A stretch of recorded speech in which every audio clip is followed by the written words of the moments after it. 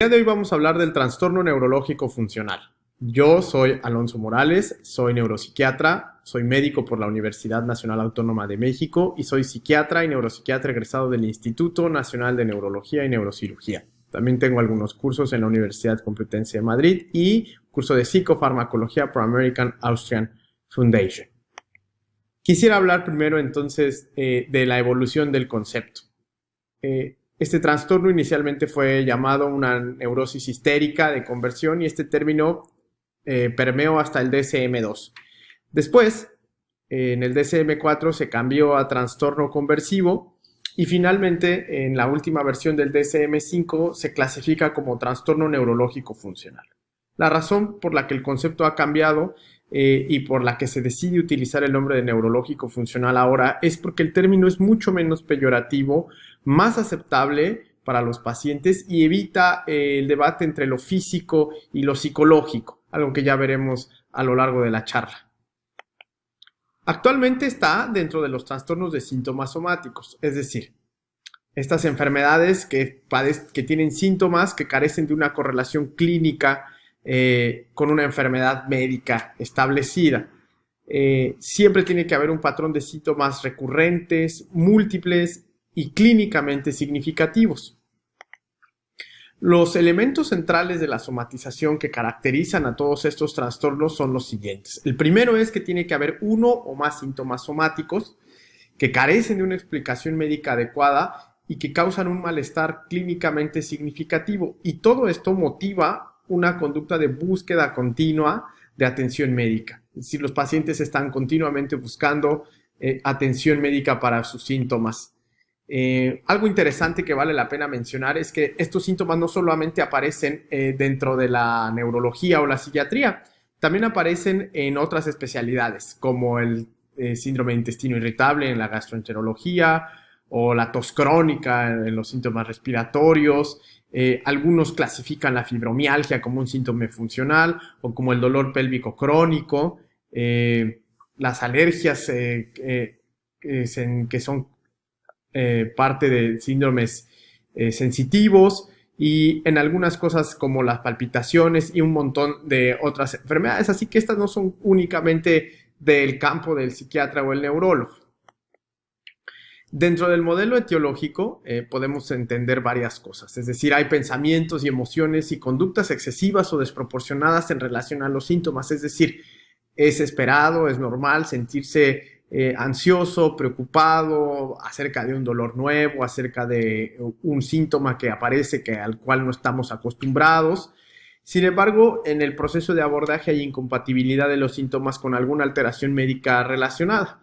En el cuadro de la izquierda podemos ver que finalmente hay sensaciones somáticas que pueden aparecer de procesos fisiológicos y patológicos propiamente hablando, y a esto se le suman el conocimiento de enfermedades, la experiencia personal o con otra familia, o la arousal emocional o la activación emocional que estos síntomas pueden dar. Después, todo esto se conjunta para dar una interpretación somática o de sensaciones a todos estos síntomas, y esto puede evolucionar a manera crónica generando síntomas que pueden ocasionar algún tipo de discapacidad y que obligan a buscar atención médica. Y puede haber en el cuadrito azul, como vemos, algunos factores que pueden perpetuar esto, como depresión, ansiedad o algunas otras reacciones, incluso la propia iatrogénesis cuando se está evaluando este tipo de pacientes, pero vale la pena mencionar que no siempre aparecerán en el contexto de la depresión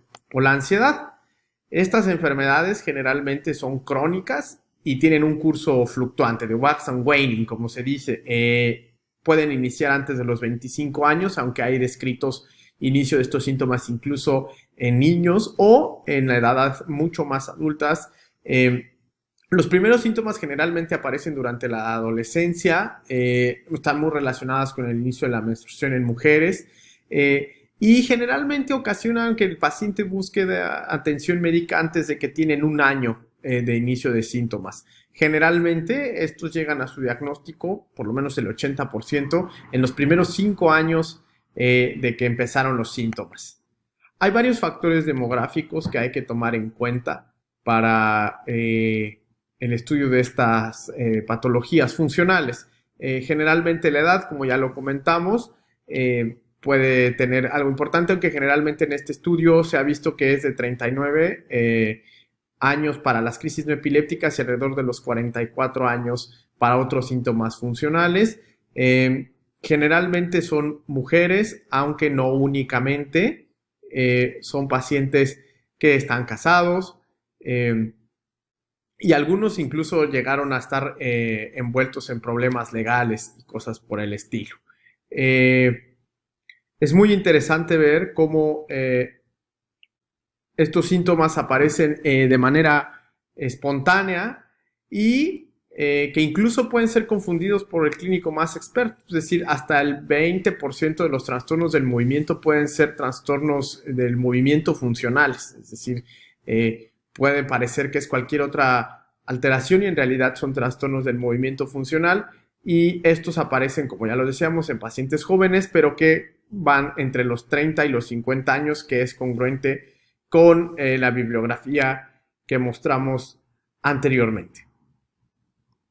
El curso generalmente es de evolución crónica sin anomalías estructurales, puede tener un inicio precoz, pero esto también puede aparecer insidiosamente.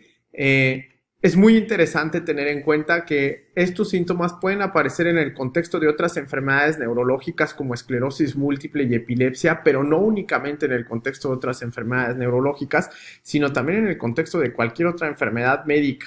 Es decir, que hay que evaluar bien. Una cosa muy interesante que yo siempre comento es que la ausencia de evidencia no es evidencia de ausencia. Es decir, el hecho de que no tengamos suficientes pruebas como para asegurar que el paciente tiene un diagnóstico o no lo tiene es muy importante. Es decir, no hay que adelantarse, hay que hacer el abordaje adecuadamente y por eso insisto que la ausencia de evidencia no es evidencia de ausencia. Es decir, que en un estudio que nosotros hayamos solicitado o durante el abordaje con las pruebas clínicas que nosotros hayamos hecho, no hayamos encontrado alguna alteración, eso no significa que el paciente no puede tener alguna otra alteración. Esto es muy interesante. Estos autores, tal vez John Stone es uno de los autores que más sabe de trastorno neurológico funcional, junto con el doctor Alan Carson, los dos en la Universidad de Edimburgo, y ellos clasifican los factores en predisponentes, precipitantes, perpetuantes y aquellos que actúan prácticamente en todas las etapas de la enfermedad.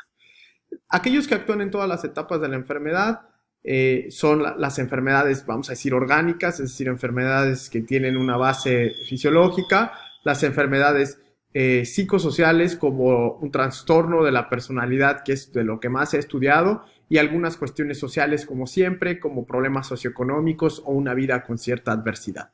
Dentro de los factores predisponentes, siempre hay que tener en cuenta la historia de síntomas funcionales previos, es decir, aquellos pacientes que ya han tenido una historia de esta naturaleza, es muy probable que vuelvan a tener algún tipo de síntomas de estas características, así como factores genéticos que afectan la personalidad y algunas vulnerabilidades en el sistema nervioso central que no están completamente estudiadas por la naturaleza del trastorno, la percepción de la infancia como adversa, algunas características de personalidad, y lo que sí siempre ha estado sumamente estudiado es esta negligencia infantil, el abuso durante la infancia, una familia que funciona mal, porque eso es muy interesante y relacionado. Ya el doctor Charles Nemeroff tiene bastantes estudios relacionados con esto. Dentro de los factores precipitantes, algún estado fisiológico anormal o alguna situación extraña como hiperventilación, parálisis del sueño, incluso una lesión física como una fractura o dolor, no necesariamente tiene que ser todo funcional,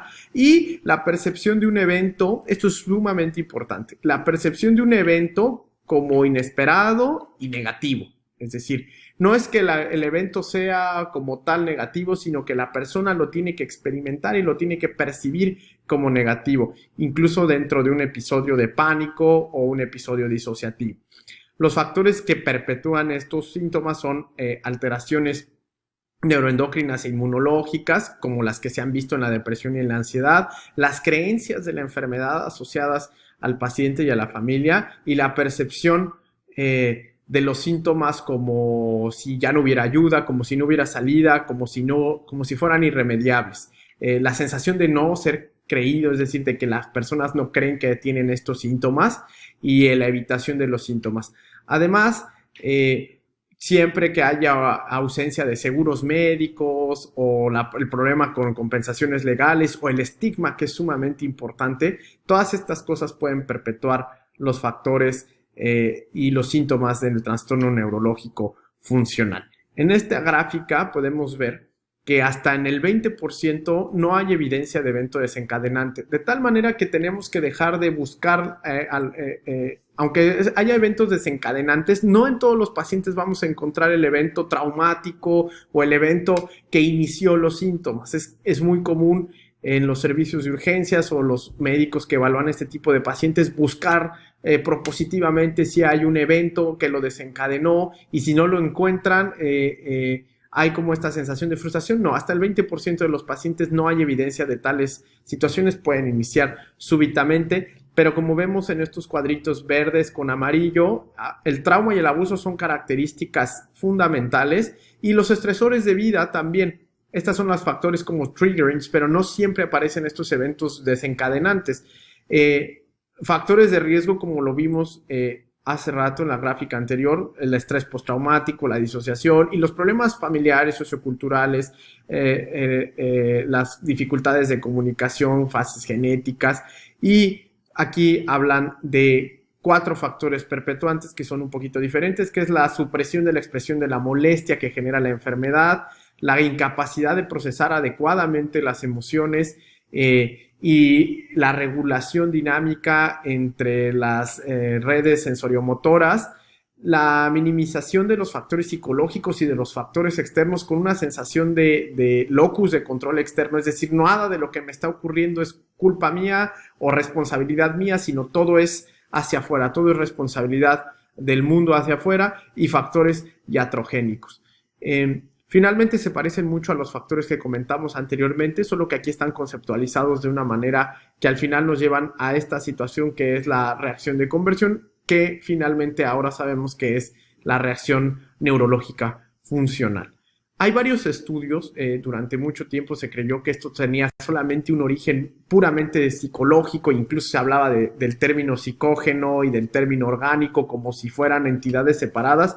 Ahora sabemos que no, hay varios estudios. La doctora Fun es de las personas que más ha estudiado este tipo de alteraciones en neuroimagen, y en un estudio que hizo con 8 pacientes encontró que diferencias entre la activación de temblor voluntario y temblor funcional, y se dieron cuenta que hay una hipoactivación de la región de la unión temporoparietal derecha, que puede estar funcionando de manera inadecuada en este fenómeno como de retroalimentar hacia adelante la red que se encarga de darle agencia al movimiento voluntario. Es decir, nosotros sabemos que estamos moviendo una extremidad porque estas áreas se encargan de darle una sensación de pertenencia, es decir, es mi brazo y yo soy quien está haciendo que se mueva, pero en estos pacientes parece que el problema es que se pierde esa sensación de agencia, y entonces los pacientes no tienen como esta noción de que el movimiento es generado por ellos mismos. También aquí en este otro estudio se encuentran alteraciones entre ciertas áreas de comunicación, y tal vez la que más nos llama la atención es esta que tiene que ver con la disminución de la comunicación entre la corteza dorsolateral prefrontal y el área motora suplementaria, o el área motora en general, y cómo está interviniendo todo el sistema límbico desde la amígdala y hacia arriba para darle, y de nuevo, esta misma sensación de agencia a esta situación, y cómo las emociones están directamente relacionadas con los trastornos del movimiento, con los trastornos funcionales que aparecen.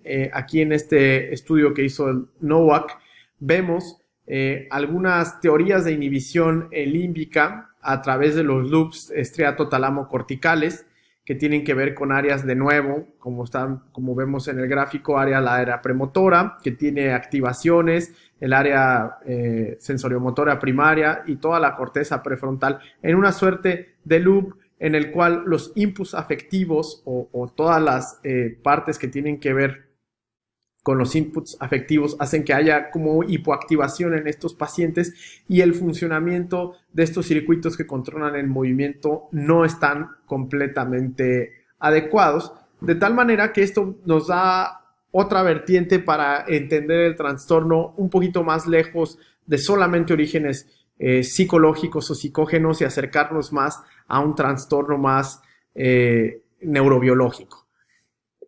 Les presento estos criterios que son los criterios de Schill-Gerber para el trastorno del movimiento psicógeno, como los llaman muchos neurólogos del trastorno del movimiento, y hablan de clínicamente definitivo, clínicamente probable y clínicamente posible. Y en general hablan de no compatible con enfermedad orgánica, dolor o fatiga excesiva, exposición previa a un modelo de enfermedad y presencia de ganancia secundaria. Y como criterios secundarios, somatizaciones múltiples, además de fatiga y dolor y alteraciones psiquiátricas aparentes.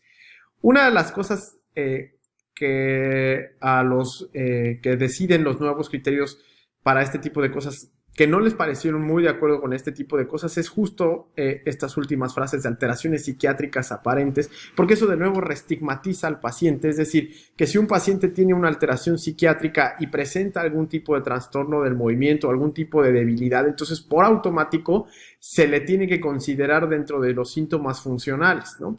O la exposición previa a un modelo de enfermedad, como si se tratara de una situación de aprendizaje vicario o de modelamiento, o la presencia de ganancia secundaria. Este tipo de situaciones son las que pueden fomentar o pueden hacernos creer que este tipo de trastornos solo aparecen en el contexto de trastornos psiquiátricos subyacentes o en el contexto de ganancia secundaria, y no siempre es así. Esa es la razón por la cual en el DSM-5 se eliminan todos ese tipo de criterios que podían ser confusores y actualmente solamente quedan 4.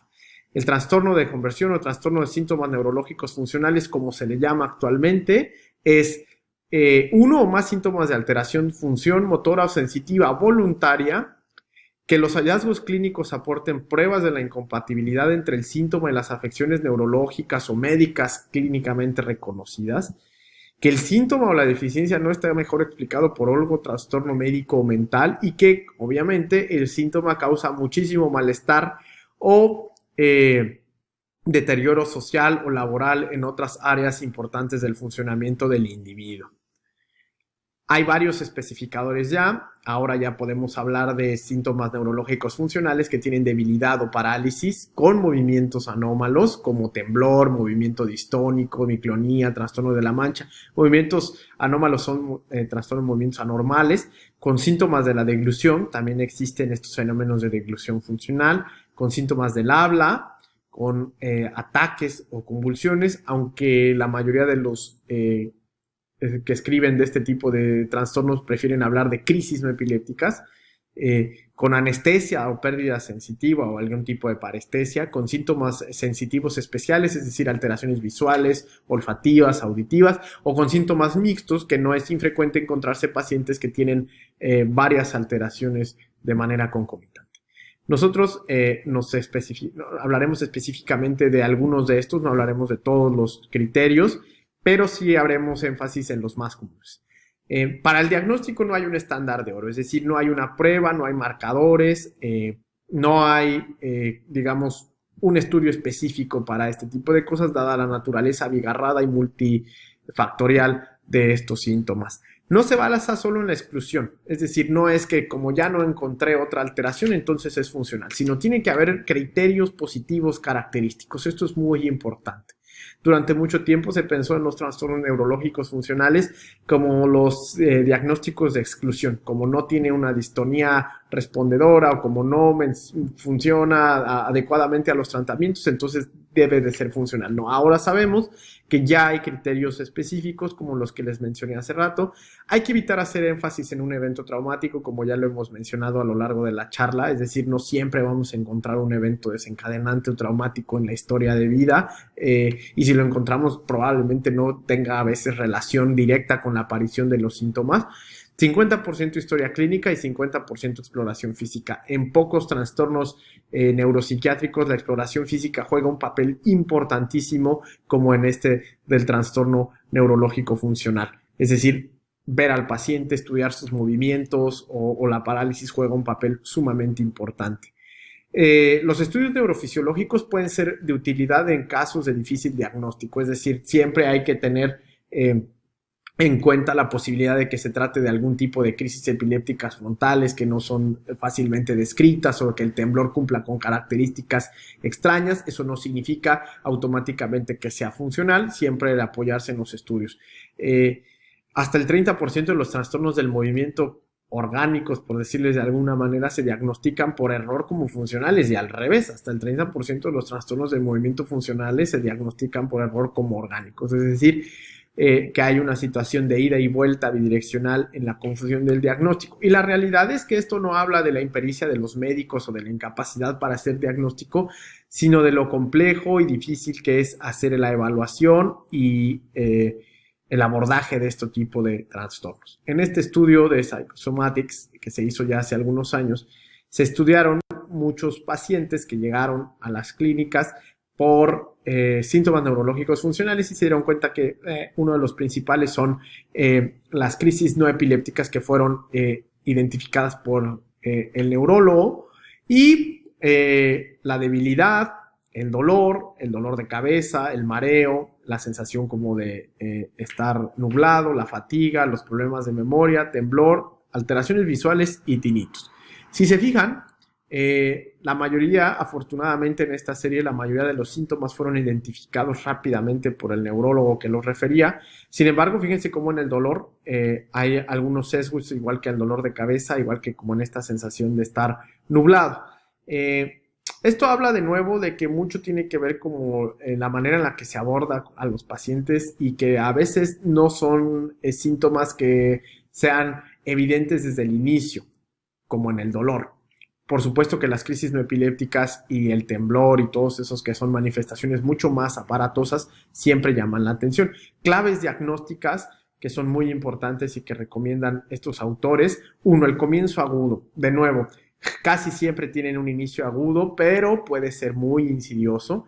Hay rápida progresión a un deterioro máximo. Esto sí ocurre frecuentemente, es decir, tienen un inicio que rápidamente evoluciona a una situación de deterioro máximo con un curso estático y no progresivo. Es decir, en algunas alteraciones de trastornos del movimiento, por ejemplo, en la enfermedad de Parkinson, la enfermedad va llevando a un punto de deterioro muy importante, y en este tipo de pacientes pueden tener 10, 15, 20 años con el temblor y no tener la progresión o el deterioro que uno esperaría en una enfermedad crónica de otra naturaleza. Hablando, digamos, del deterioro, eso no significa que clínicamente no tengan deterioro o que su calidad de vida no se vea afectada. Ha de haber remisiones espontáneas y exacerbaciones paroxísticas. Hay pacientes que de pronto, sin alguna intervención específica o con intervenciones mínimas, desaparecen los síntomas y de pronto, de la misma manera, aparecen unas exacerbaciones incluso peores que las iniciales.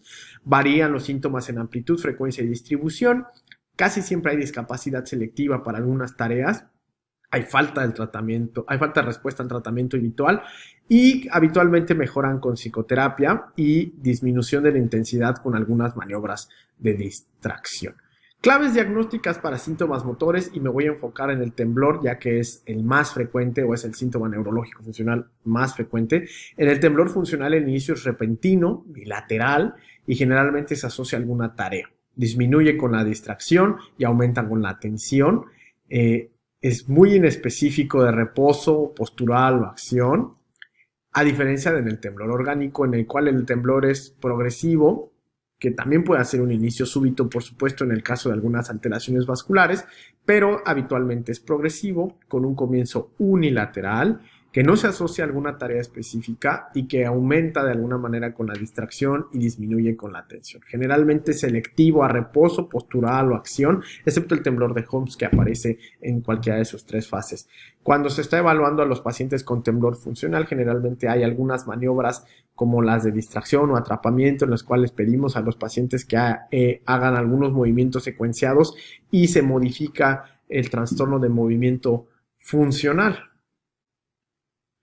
En este estudio de las clínicas neurológicas que estudió el doctor Stone y el doctor Carson, prácticamente es un gran estudio que hace un resumen general de todos los trastornos funcionales. Aquí nos hablan de algunos tips clínicos para identificar la debilidad funcional. Primero, el patrón global de debilidad, es decir, que no responde a los patrones clásicos de debilidad, que no hay un síndrome piramidal específico, que no hay correlación entre los músculos flexores y extensores, que hay inconsistencias durante la evaluación clínica, es decir, hay un paciente que entra caminando al consultorio, pero no puede levantarse del sillón o no puede levantarse de la mesa de exploración cuando se lo pedimos, o tiene una debilidad específica de una pierna, pero puede caminar, es decir, eso no es para nada congruente. El signo de Hoover,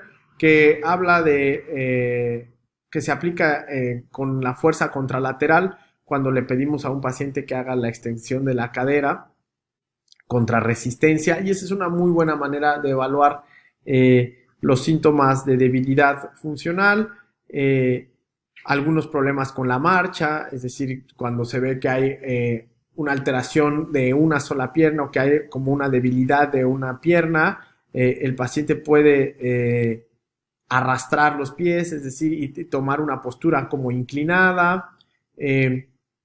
Incluso hay casos de pseudoptosis o de situaciones en donde hay una hiperactividad en los músculos orbiculares.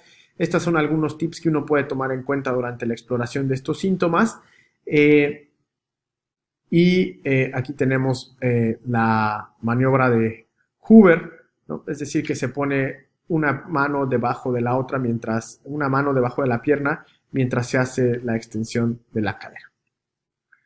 Para las crisis no epilépticas, que es otro de los síntomas claves y clásicos del trastorno neurológico funcional, hay muchísimas clasificaciones. Nosotros utilizaremos esta que me parece que es la más cómoda, que favorece a las crisis disociativas, como les llaman ellos, o las crisis no epilépticas, que la duración. Habitualmente la duración de las crisis no epilépticas es menor de 5 minutos. Un tip clásico para preguntarle al paciente es: ¿dura más o menos que una canción?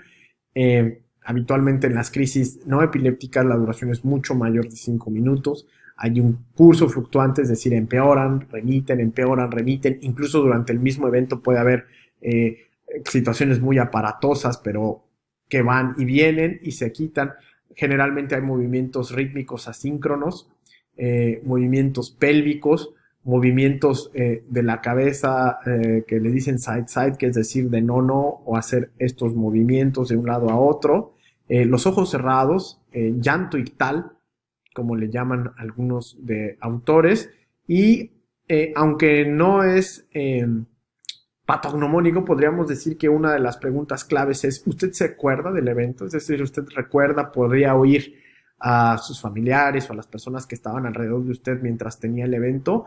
La mayoría de las veces los pacientes que tienen este tipo de crisis no epilépticas dicen: sí, yo recuerdo perfectamente todo eso, lo cual es poco probable dentro del contexto de las crisis no epilépticas, ya que puede haber alteración de la conciencia.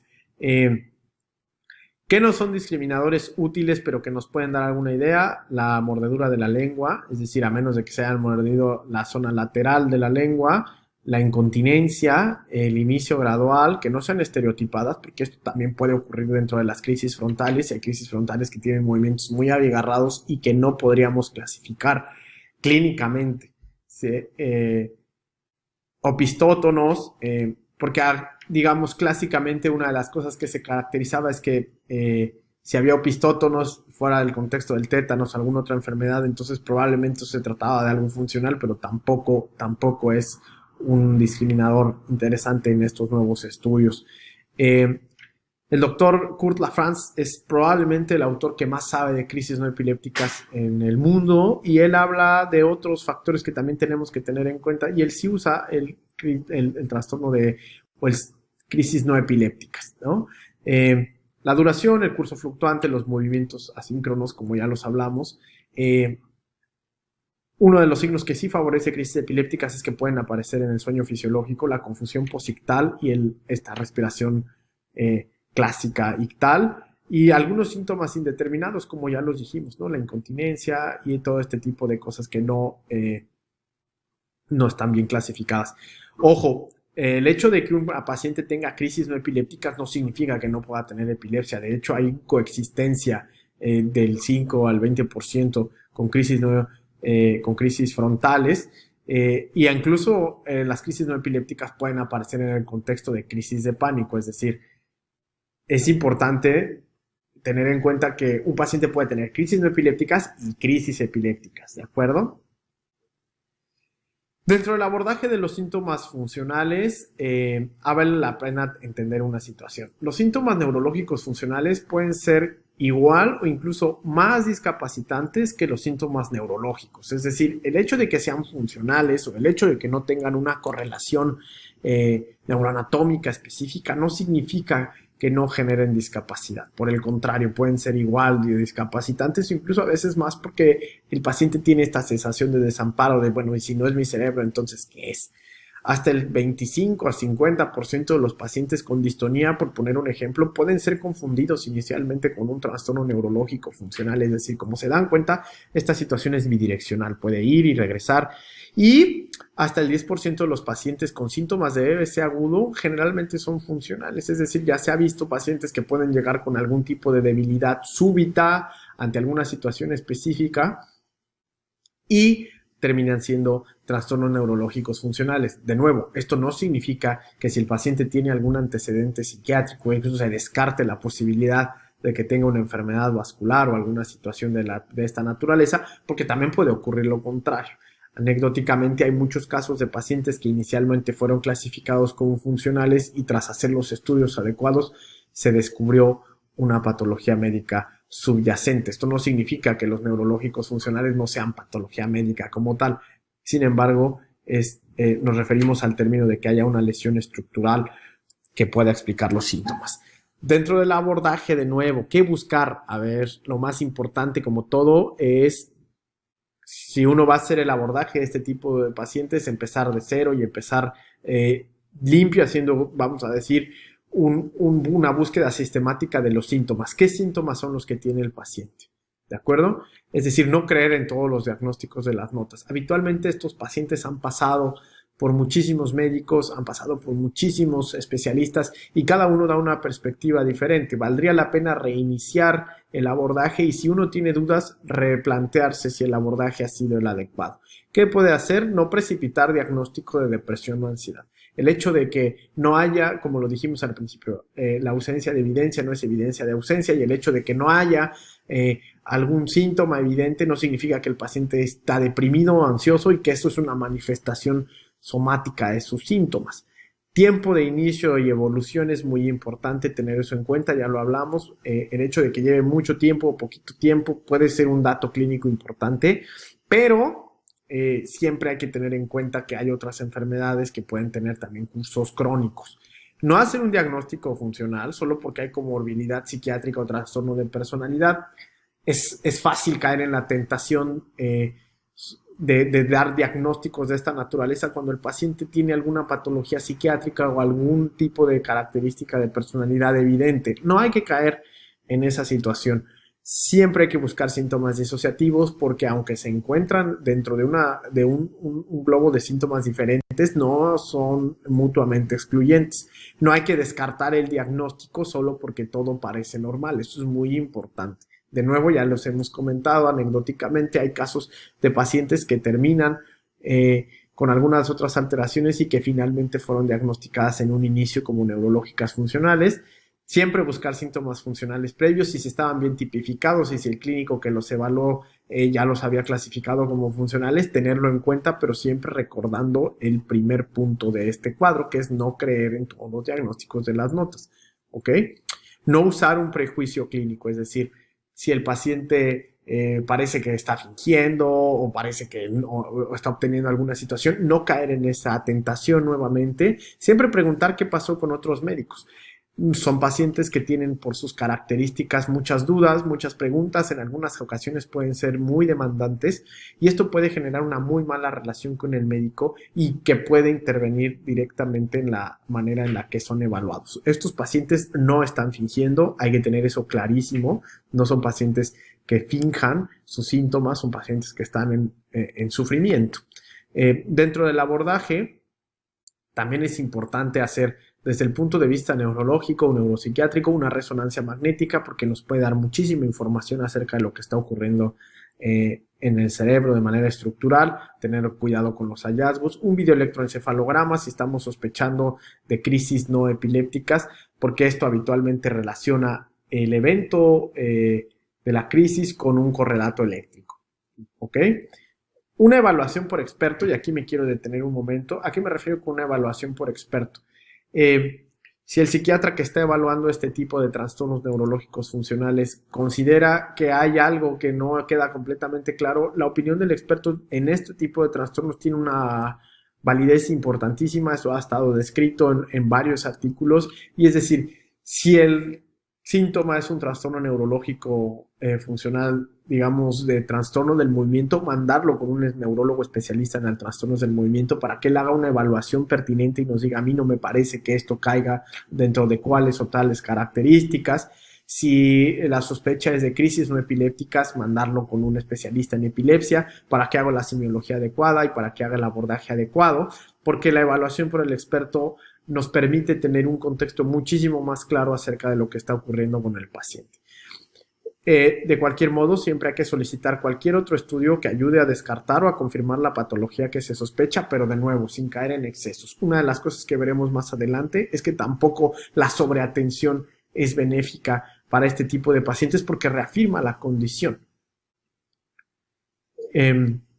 Aquí tenemos este ejemplo del doctor Kurt Lafrance y David Pérez que hablan acerca de los niveles de certeza para los crisis no epiléptica, ¿no? Y entonces habla de posible, probable, clínicamente establecida y documentada, posible cuando ha sido observada, cuando hay una descripción, pero no hay actividad epileptiforme en el electroencefalograma interictal de rutina, probable cuando un clínico revisa una grabación de video, una persona, y hay una semiología típica o característica de crisis no epilépticas, y de nuevo, cuando no hay un electro que lo confirme, clínicamente establecida, cuando ya hay un clínico experimentado, fíjense cómo aquí se refuerza nuevamente la evaluación por el experto, y está el diagnóstico de las crisis no epilépticas y no hay ninguna actividad epileptiforme en la electroencefalograma, mientras tiene un evento de esta naturaleza, y cuando está documentado es cuando igual hay un clínico experimentado que hace la evaluación y no hay durante el evento ictal o el evento de la crisis no epiléptica un correlato eléctrico. Dentro del manejo también es importante tener en cuenta que, uno, hay que tener una historia clínica y una valoración muy bien hecha. Es fundamental hacer una intervención con el familiar entrevistarlo, aunque de nuevo es muy importante tener la evaluación por el experto, también hay que minimizar el número de clínicos especializados. Es decir, si hace una sobreabordaje, tampoco eso tiene muchos beneficios. Y también hay que evitar los métodos invasivos, diagnósticos y terapéuticos. Es decir, si estamos sospechando de alguna circunstancia en particular, por supuesto que el hecho de evitar no significa tampoco limitar. No es lo mismo, pero sí hay que tener cuidado con esas situaciones. Hay que asegurarse con el paciente siempre sesiones muy estructuradas, muy regulares, para enseñarle que tiene que evitar las visitas con muchos médicos y al departamento de urgencias, reconocer la realidad de los síntomas y proporcionarle al paciente una retroalimentación acerca de la enfermedad, A veces, como lo dice aquí, cuando apropiado, hay que asociar a veces los eventos a situaciones estresantes. En algunos pacientes eso se puede hacer, pero de nuevo, no todos los pacientes presentan este tipo de alteraciones, por lo tanto, no siempre es posible este tipo de cosas. Hay que identificar y minimizar los reforzadores secundarios de enfermedad, y también es importante tratar adecuadamente si se identifican comorbilidades médicas y psiquiátricas de manera adecuada, dejando en cuenta que estos son factores que pueden cooperar con la aparición de la enfermedad, pero que no son necesariamente causa o consecuencia de la misma.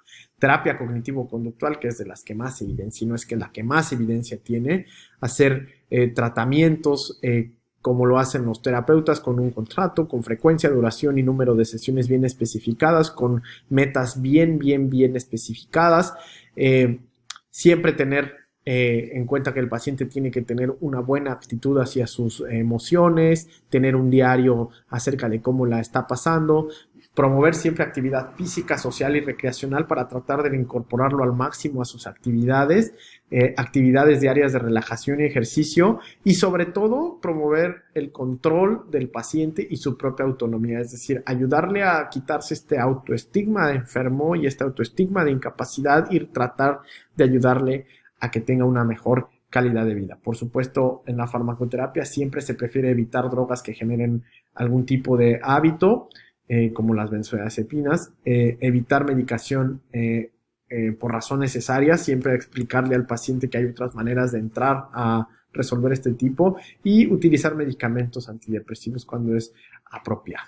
Entre las estrategias de tratamiento, las intervenciones, la psicoterapia, como ya dijimos, la terapia cognitivo-conductual, la neuroestimulación, la estimulación magnética transcraneal ha demostrado en algunos estudios una eficacia interesante, incluso en algunos de hasta el 80% de mejoría. En intervenciones no farmacológicas, psicoeducación y explicación es fundamental. Explicarle al paciente qué es lo que está ocurriendo es fundamental. Inhibidores de la recaptura de serotonina como la sertralina, y intervenciones como la rehabilitación física. ¿Cuáles son los ingredientes adecuados que el clínico debe de tener para explicarle a su paciente los síntomas que está padeciendo? A ver, hay que explicarle al paciente lo que tiene, con palabras que puedan entender. Usted tiene una debilidad funcional, usted tiene crisis no epilépticas o crisis disociativas, es decir, hacer claro el mecanismo por el cual esto ocurre, más que la causa, es decir, no, es que usted no, afortunadamente usted no tiene una alteración estructural que esté ocasionando el daño, sino más bien es la manera en la que se comunican los sistemas. Yo siempre hago el ejemplo del software y el hardware.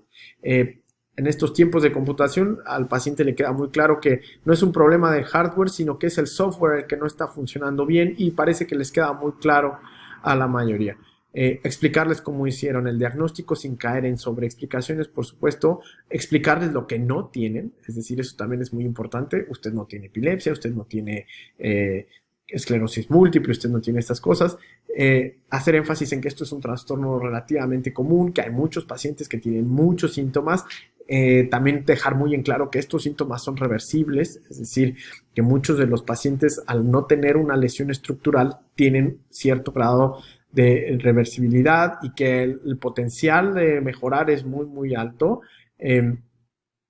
La situación que tiene que ver con el hecho de cómo abordar sus propios síntomas, las metáforas como las que ya vimos, explicar el rol de la depresión y la ansiedad y el estrés, si tienen información escrita o si hay algún blog que conozcan, darlo, sugerir algún tipo de enfermedad, sugerir algún tipo de tratamiento como los antidepresivos, que ahora en las nuevas nomenclaturas se llaman fármacos serotoninérgicos, para evitar, porque muchos pacientes dicen, ¿por qué me va a dar un antidepresivo si yo no estoy deprimida? Bueno, en realidad no es que sea el antidepresivo, sino es un fármaco que actúa en la serotonina, y explicar esa situación. Si ustedes no son psiquiatras, siempre referirlo a un psiquiatra que trate este tipo de cosas, porque el tratamiento conjunto con el psiquiatra para el manejo de los psicofármacos siempre tiene beneficios, y es muy importante que la familia tome un rol importante, familia, amigos, pareja, que tomen un rol importante, explicarles que no está fingiendo. A veces es muy desgastante para la familia todo este tipo de alteraciones, pero tratar de engancharlos dentro del tratamiento y dentro de la red de apoyo, porque eso hace sentir al paciente muchísimo mejor.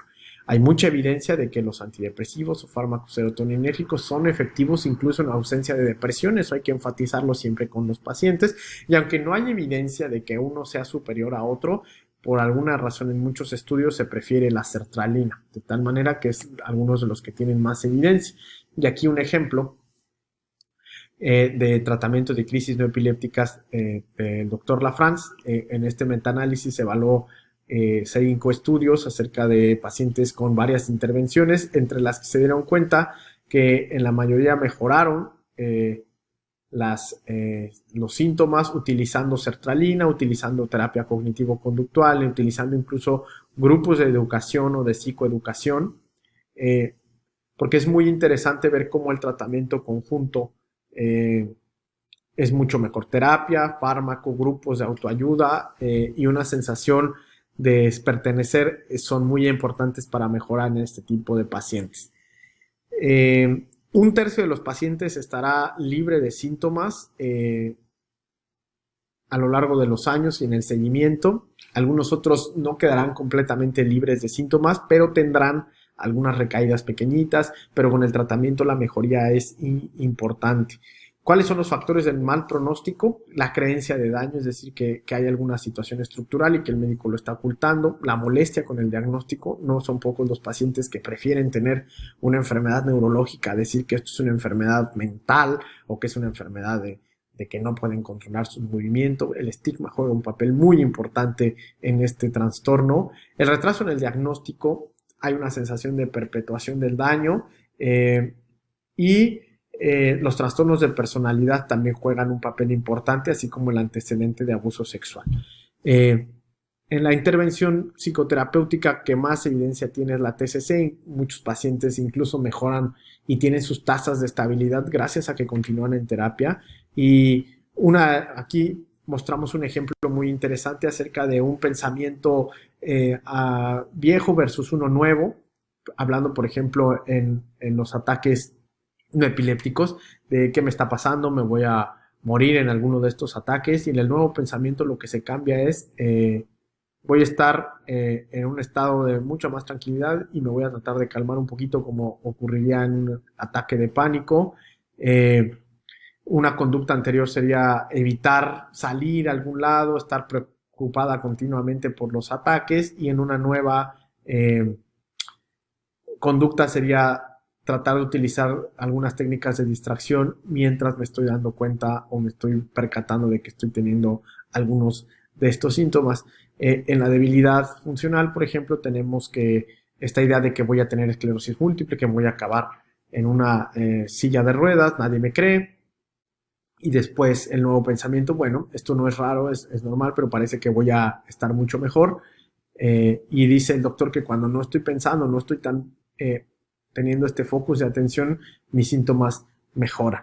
Y así sucesivamente. Estos son ejemplos de cosas que se pueden lograr en la psicoterapia. Otra intervención importantísima es la fisioterapia. La fisioterapia para síntomas motores específicamente y para otro tipo de síntomas también relacionados con los trastornos neurológicos funcionales tiene unas tasas impresionantes. En este estudio se encontró que hasta el 84% de los pacientes tienen una mejoría a largo plazo con el uso de planes de fisioterapia. Por muchas razones, por el hecho de que estos pacientes se enganchan en un programa que obliga a que estén yendo muchas veces por semana, porque validan sus síntomas y porque les dan un lugar especial dentro de este tipo de situaciones, lo cual hace que el paciente se sienta entendido, comprendido, sin, digamos, sobrecalificar los síntomas que está padeciendo.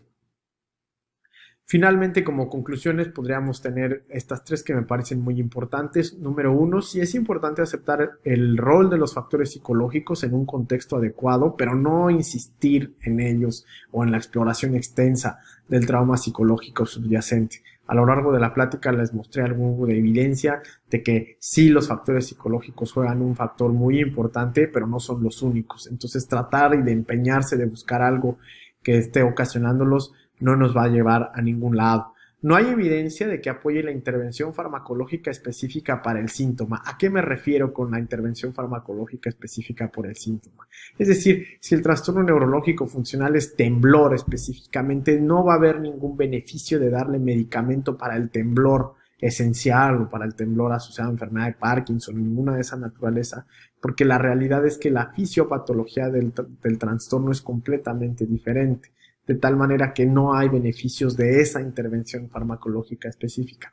A veces, nuevamente, podemos caer en la tentación de dar tratamiento para ese síntoma en específico, a ver si hay algún tipo de mejoría, y la realidad es que no hay evidencia que soporte eso. Hay que explicarle eso al paciente, porque incluso a veces es muy complicado, por ejemplo, en el caso de las crisis no epilépticas, quitarles las ideas de que no es epilepsia y quitarles el tratamiento antiepiléptico. Incluso durante la retirada del medicamento puede haber una exacerbación importantísima de los síntomas no epilépticos, reforzando la idea de que el medicamento es fundamental. Y finalmente, que la evidencia apoya al manejo multidisciplinario combinando un tratamiento físico, neurológico, psicológico y psiquiátrico. Es decir, al principio dijimos que no hay que involucrar a todo el hospital o a muchísimos clínicos, pero sí un manejo multidisciplinario, tener un equipo en el que el neurólogo del trastorno de movimientos o el neurólogo en general, un rehabilitador físico, el psicólogo que da la terapia y el psiquiatra estén en continua comunicación para lograr que estos pacientes obtengan el máximo beneficio con la menor cantidad de efectos adversos y de daño posible. Les agradezco muchísimo su atención. Nuevamente les repito mi nombre, yo soy Alonso Morales y muchísimas gracias.